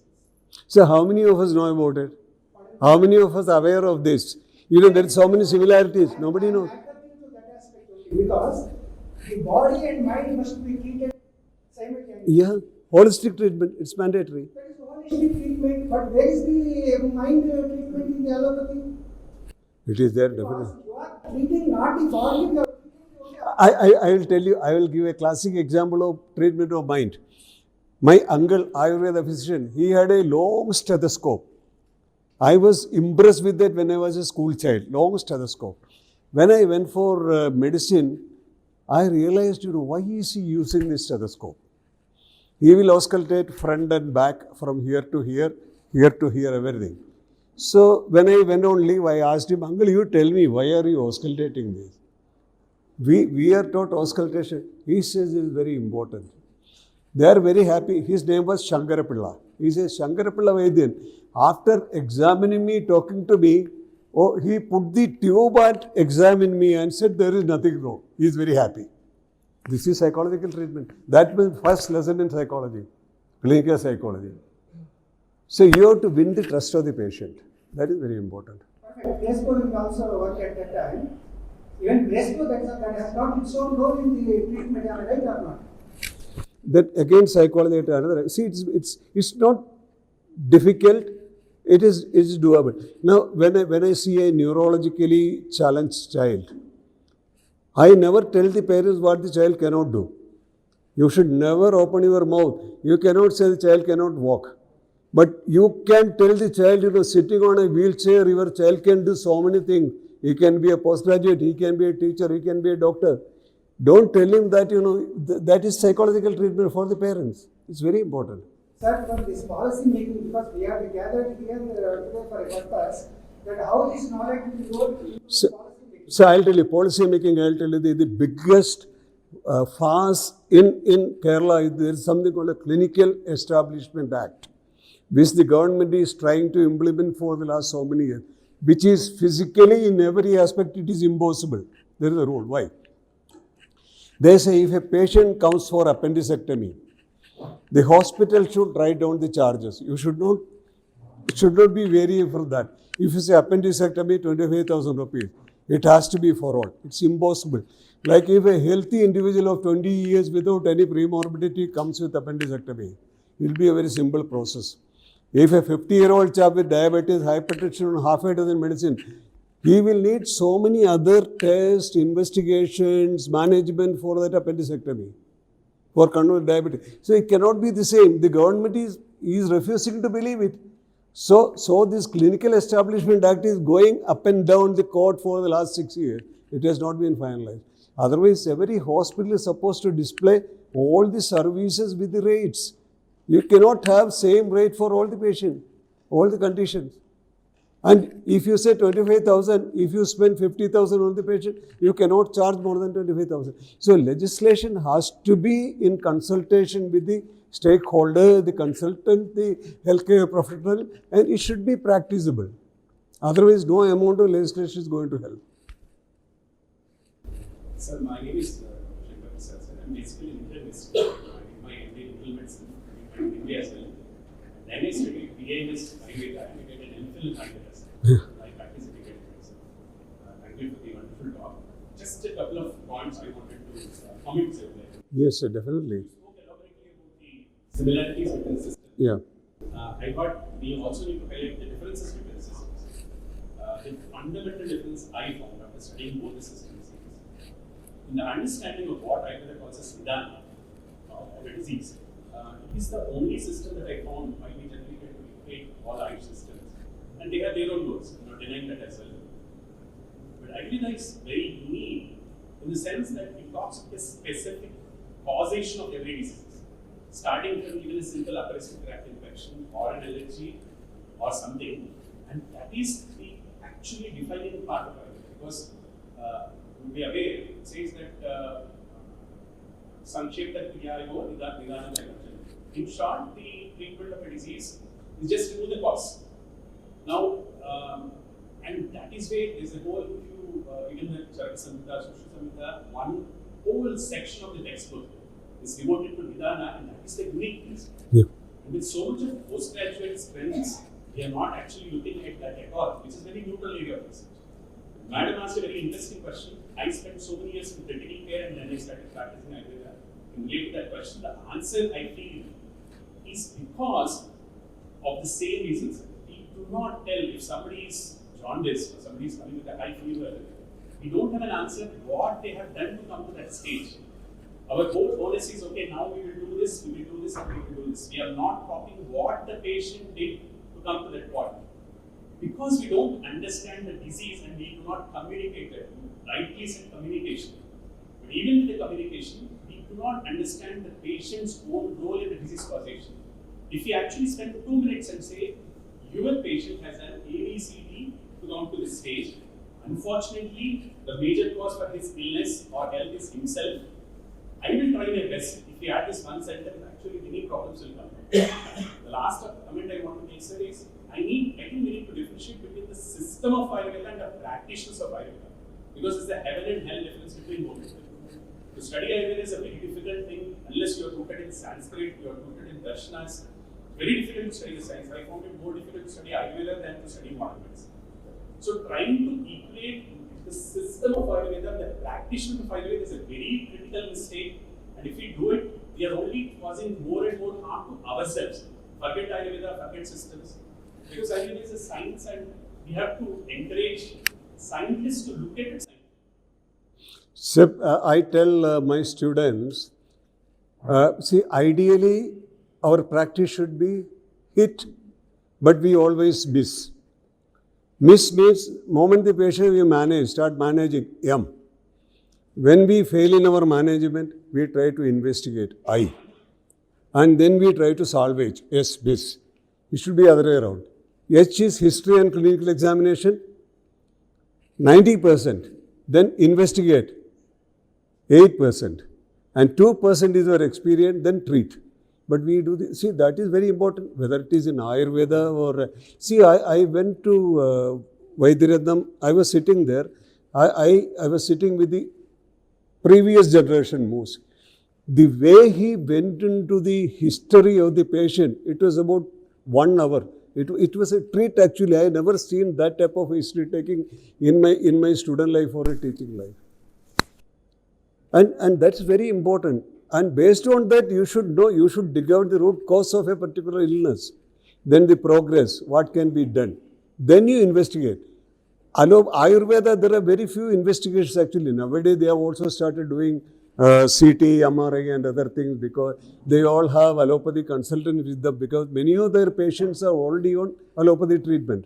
So they sit and discuss. So this is integration. This legislation alone is not going to help unless it is after discussion with the stakeholders, the clientele, the public.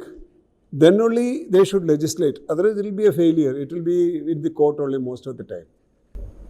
I'm coming to you. Sir, thank you for a very excellent informative. I should thank you, sir, giving an opportunity to speak to you. I have a small question out of curiosity in my mind. You gave several examples of the systems or terminology or various classifications which are found in modern medicine were already there. Yeah, it is there. Yeah.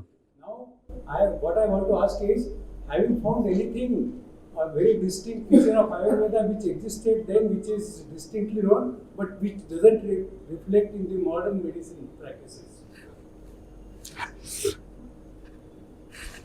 See, certain things like, I tell you this treatment of amyotrophic lateral sclerosis. Allopathy, there is nothing like what they tried in Ayurveda. They have tried from their literature only. They said this particular, this oil bath, then certain tablets which you were given. All these things were there. Probably it will be there. See, I am not so knowledgeable about Ayurveda, but it has to be there. There has to be, people will come out with it today or tomorrow. They will come. But all said and done, there has to be an integration of all these systems of medicine under the same roof.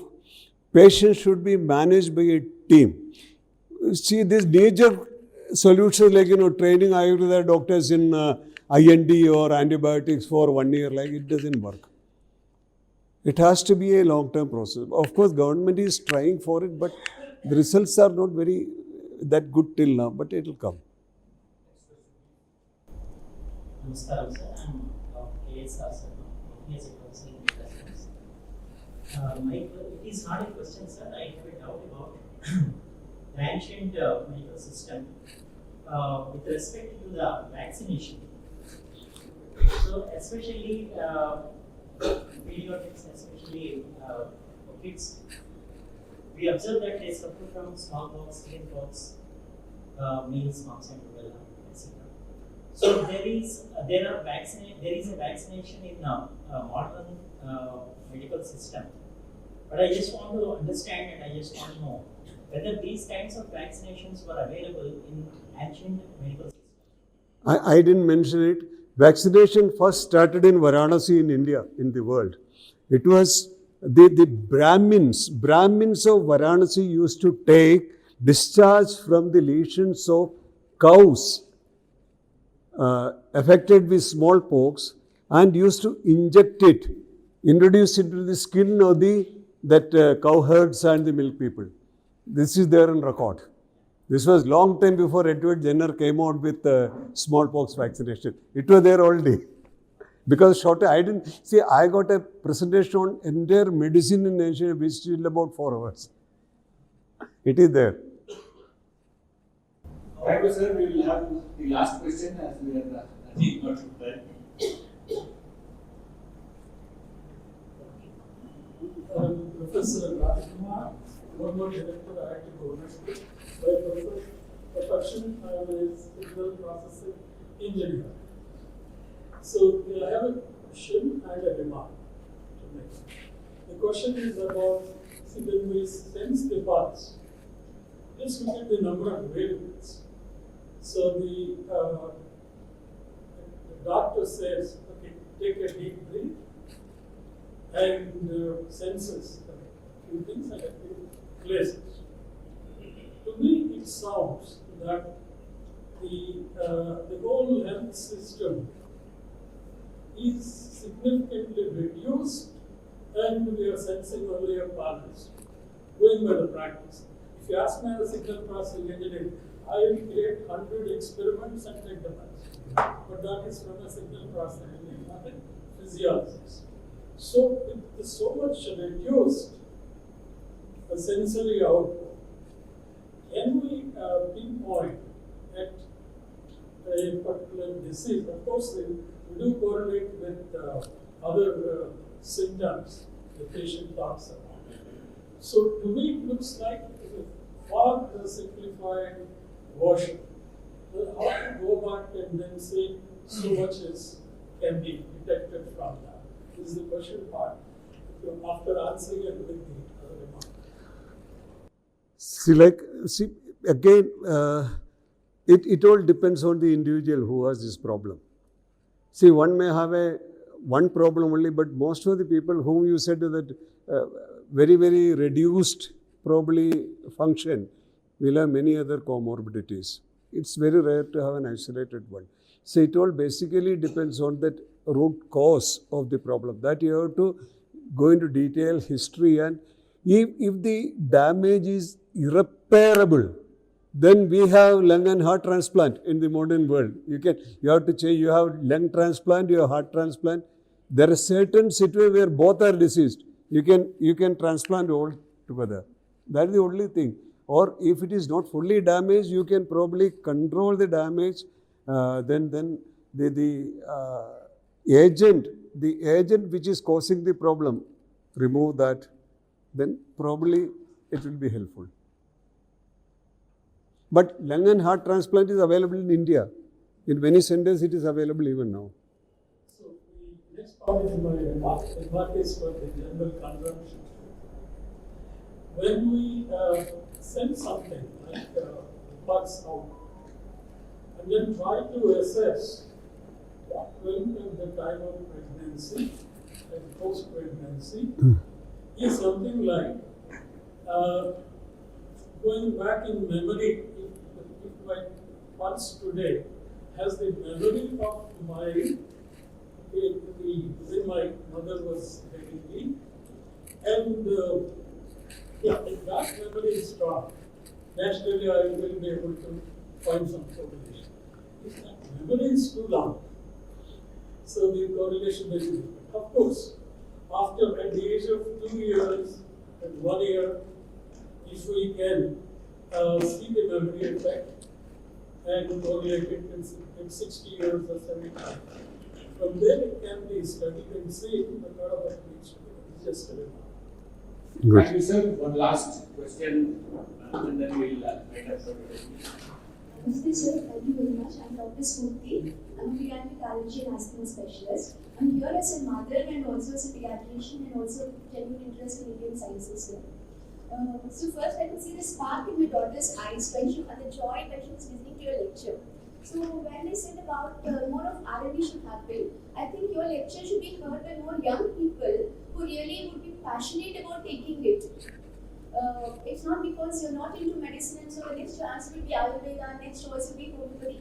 I would want someone like her who's genuinely interested and would develop the passion for it as a first preference to go into Indian sciences rather than as an alternative. Because we've seen many people like who choose career path, like who teach data sciences and all of that even from 5th grade and 6th grade. And why not this is what I feel, and I see that she's interested. And the second thing is, sir, I have taken results, sir, and I was privileged to do a few chapters of Ashtanga Hridaya film, and I was trained in New York, sir, from a pediatric residency. So I've seen that the textbooks of Nelson even the outdated one a year or 2 years ago, we don't go by that anymore. But then I was in awe when Sir said Ashtanga Vidya was from 7th century and it still holds good to even now.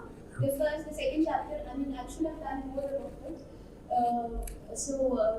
Thank you, sir, again for this, and I think many children and many young people should attend your lectures or anything related to sciences. Thank you. That is where Samskruthi Foundation comes from. Yeah. Last one.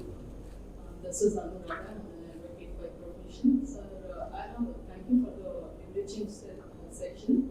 And I have a very practical question. Like most of the people, including many of us here, use both the systems, like Ayurveda in combination with allopathy or homeopathy and allopathy.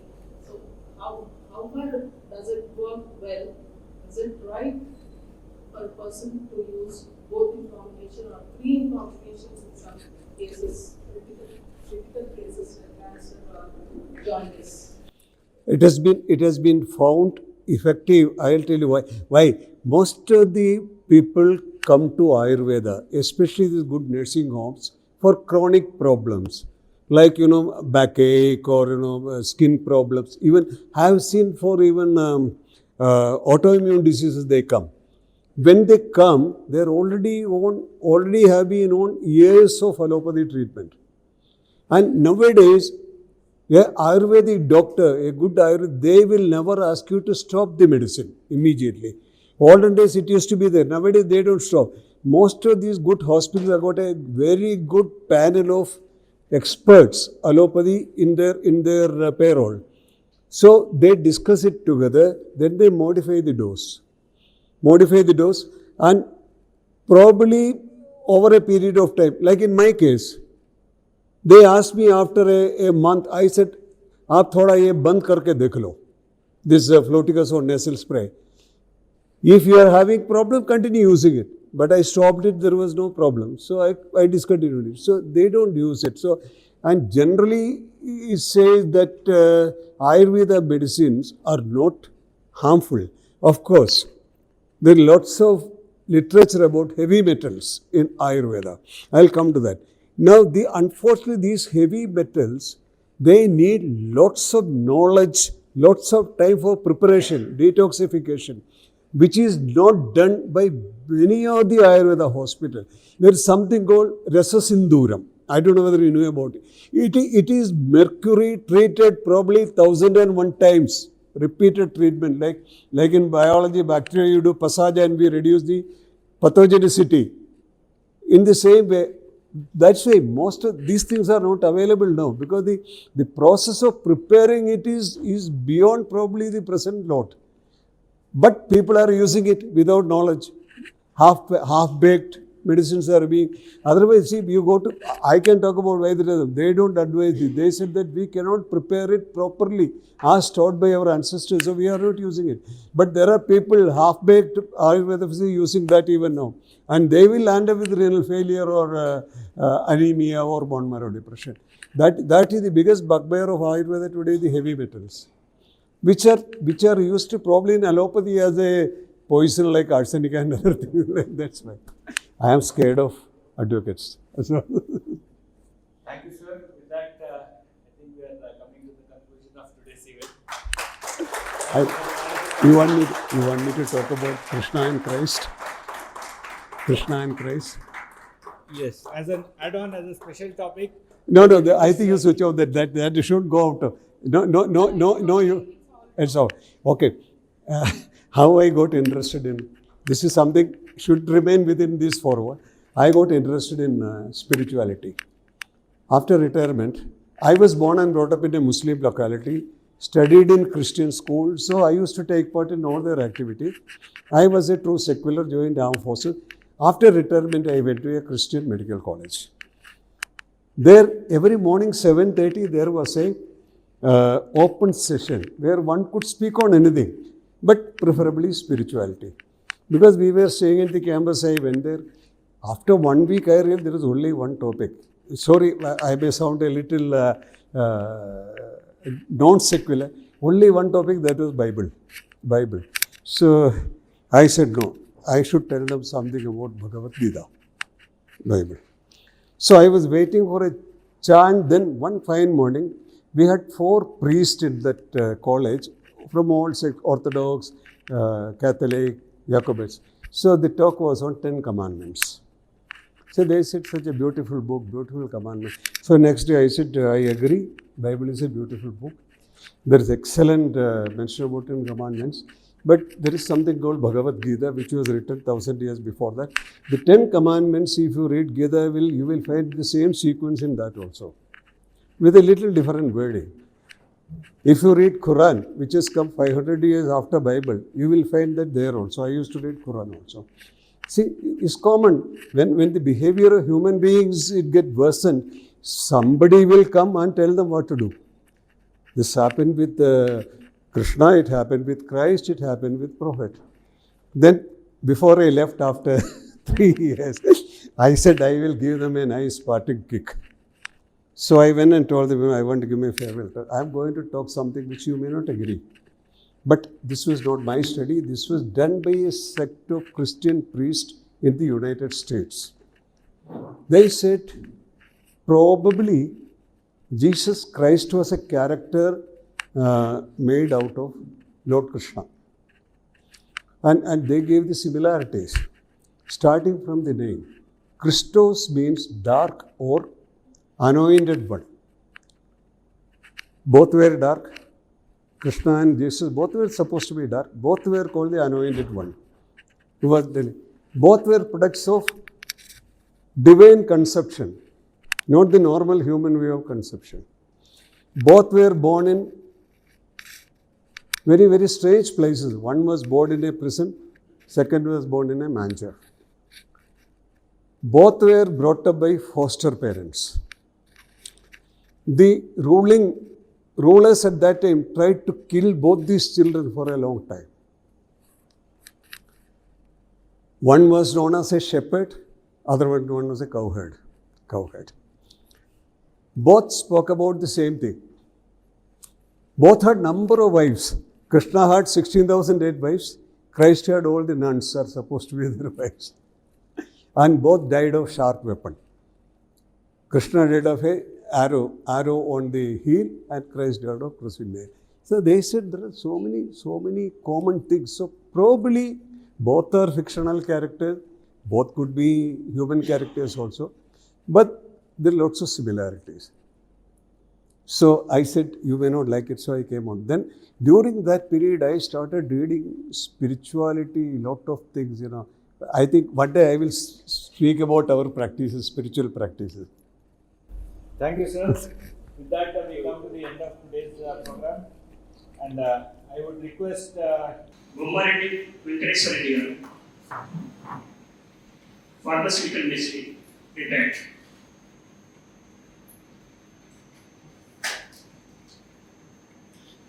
Chinsubam Chalu Marovika, assistant professor, the English and Foreign Language University. Device disconnected. Chidri Chandrasekhar garu, ADM in LIC.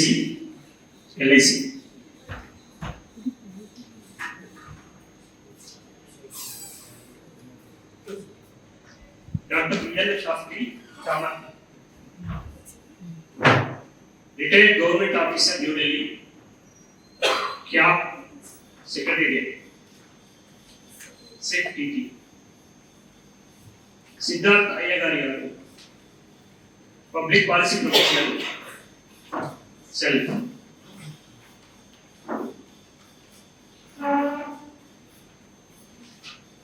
P. Narayan Reddy garu, Dean of Agriculture, Anurag University. B. Venkatatnam garu, retired AGM from SBI. Naga Abhishek garu, Research Associate, Indian School of Business.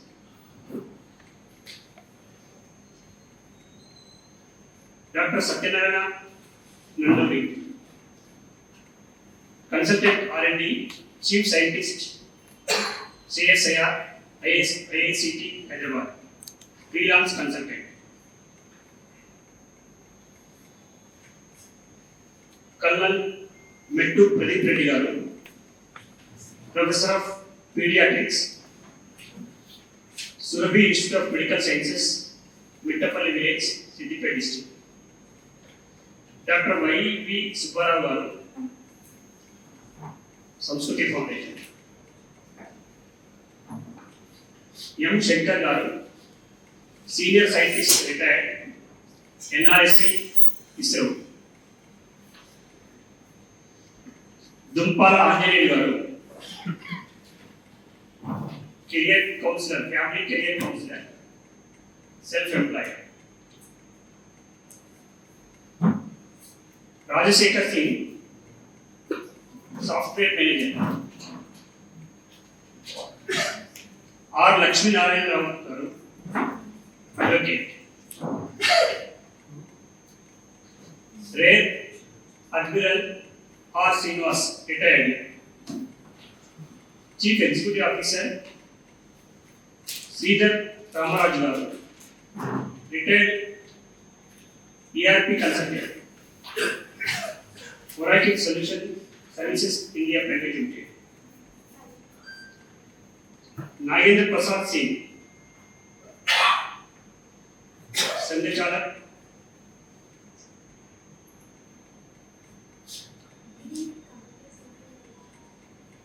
Neera garu,